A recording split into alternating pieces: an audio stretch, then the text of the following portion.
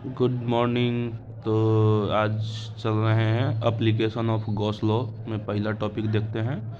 Electric field due to infinite length of wire having uniform charge having uniform electric field.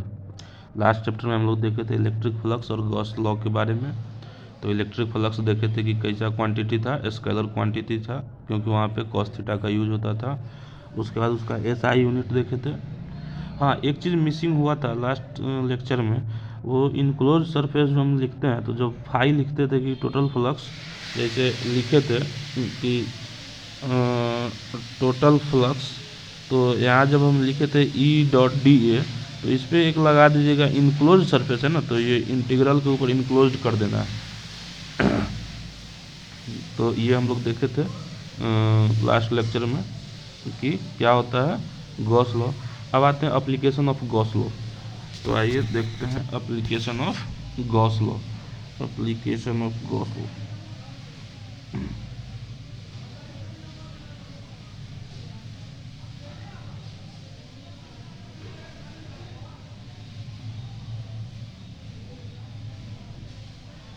Application of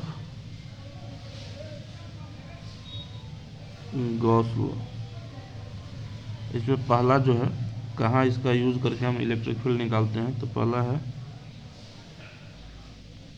electric field due to infinite long wire having uniform electric field. तो आइए इसको देखते हैं। तो पहले एक uniform charge का एक लेंथ वाला वायर बनाते हैं। ये मान लीजिए ये अपना वायर है,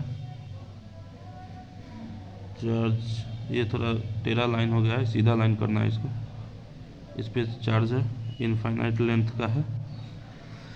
अगर किसी एक पॉइंट पे हमको निकालना होता तो हम तो K³/R² फार्मूला लगा लेते, लेकिन हमको चारों तरफ इसका निकालना है।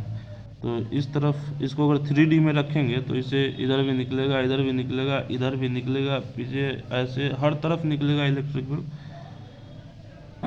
तो ऐसे यूनिफॉर्म है तो पैरेलल होगा, सबके बीच का डिस्टेंस सेम होगा।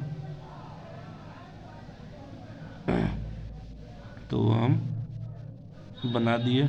फिर इस तरफ आउटवर्ड, रेडियली आउटवर्ड होता है इलेक्ट्रिक फील्ड पॉजिटिव चार्ज में, तो फिर इधर ऐसे ऐसे ऐसे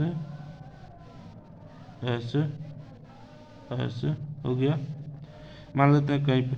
तो इसको बनाने के लिए हम लोग क्या करते हैं, चारों तरफ निकालना है, तो इसके लिए हम लोग क्या करते हैं, सिलेंड्रिकल शेप इसको देते हैं। तो सिलेंड्रिकल शेप देने के लिए क्या करना होगा, ऐसे ऐसे ऐसे ऐसे ऐसे इधर से, कुछ ऐसे ऐसे ऐसे ऐसे ऐसे इधर से, ये फिर ये मान लेते हैं कितना, ये हमें बना लिए। इसको बनाने के बाद मान लेते हैं कि इसका लेंथ L है, ये सिलेंडर का जो हाइट हो गया, जो लेंथ है, ये L है।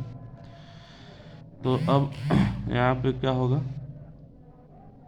फाइबर क्या होता है, E.dA, यही होता है ना। E क्या है, कांस्टेंट है, यूनिफॉर्म है, तो E बाहर हो गया, अंदर हो गया A। अब चूंकि गॉसियन सरफेस है, गॉस लॉ का हम पीछे पढ़े हैं, तो गॉस लॉ का यूज कर गॉस लॉ का यूज करके हम लोग क्या लिख सकते हैं, फाई को, फ्लक्स को क्या लिख सकते हैं, Q inside upon epsilon not लिखेंगे बराबर E/A, यही ना होगा।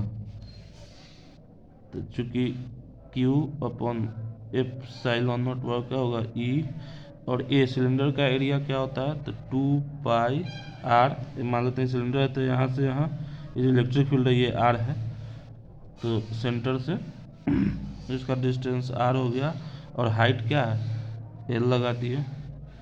अब फ्रॉम पीछे हम लोग पढ़े हैं linear charge density, linear charge density से क्या होता है, लेमडा बराबर चार्ज पर यूनिट लेंथ। तो यहाँ से क्यू क्या हो जाएगा, लेमडा एल। तो एल क्या हो जाएगा, क्यू अपॉन लेमडा। तो आइए अब इसका यूज़ करते हैं। क्यू एप्सिलॉन नॉट बराबर हो जाएगा E2πr, और एल की जगह लिख देंगे क्यू अपॉन लेमडा। ठीक है, क्यू से क्यू चला गया, तो E2πr इंटू एप्सिलॉन बराबर क्या हो गया, लेमडा। तो ई बराबर क्या हो जाएगा आपको, lambda upon 2πr epsilon not. यही हो गया इलेक्ट्रिक फील्ड का एक्सप्रेशन, यही हो गया आपका electric field due to infinite length of wire having uniform electric field. ये सीबीएसई बोर्ड का बड़ा इंपॉर्टेंट टॉपिक है, बोर्ड में अक्सर पूछता है, तो इसको बार बार लिख के प्रैक्टिस कर लीजिएगा, बहुत इंपॉर्टेंट है।